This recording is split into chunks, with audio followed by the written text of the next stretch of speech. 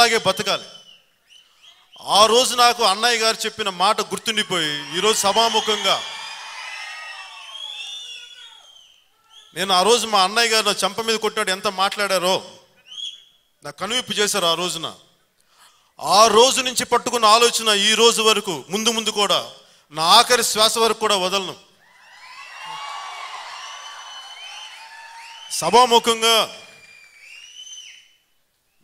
మీ అందరి ముందు అన్నయ్య గారికి నేను చెప్తున్నాను, ఇంకా నేను అదే వ్యక్తిని. ఆ రోజు నా లోపల అదే ఆలోచన ఉంది, ఇంకా భగవంతుడి గురించి నేను వదలలేదు.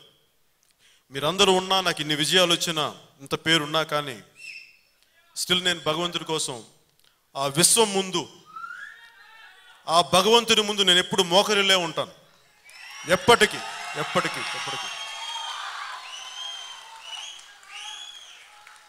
వెంకటేష్ గారికి నాకు ఏదైనా చర్చ జరిగింది అంటే మేము ఇద్దరు చాలాసార్లు కలిసి సినిమా చేయాలనుకున్నాం.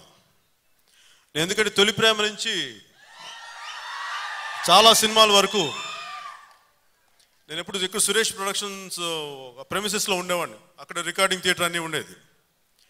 అప్పటి నుంచి నాకు సురేష్ గారికి వెంకటేష్ గారికి నాకు బాగా ఇష్టం.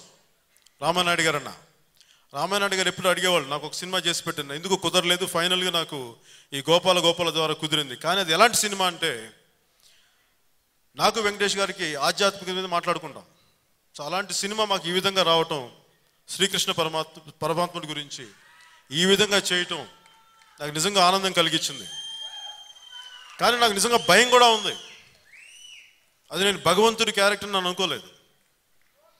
ఎందుకంటే నాకు చాలా భయం, ఏమాత్రం నాలో తప్పులేదని ఉంటాయో ఆలోచన స్థాయిలో ఉన్న భయంతో నేను చేశాను ఆ సినిమాని. ఒళ్ళు దగ్గర పెట్టుకునే పనిచేశాను ఈ సినిమాకి. ఏమాత్రం ఎక్కడ కూడా ఆలోచన స్థాయిలో కూడా చాలా జాగ్రత్తగా పనిచేశాను. ఏదన్నా పొరపాట్లు ఏదైనా ఉంటే దానికి నన్ను మన్నించవలసిందిగా ఆ పరమాత్మ స్వరూపాన్ని నేను కోరుకుంటున్నాను. థ్యాంక్ యూ అండ్ జై హింద్.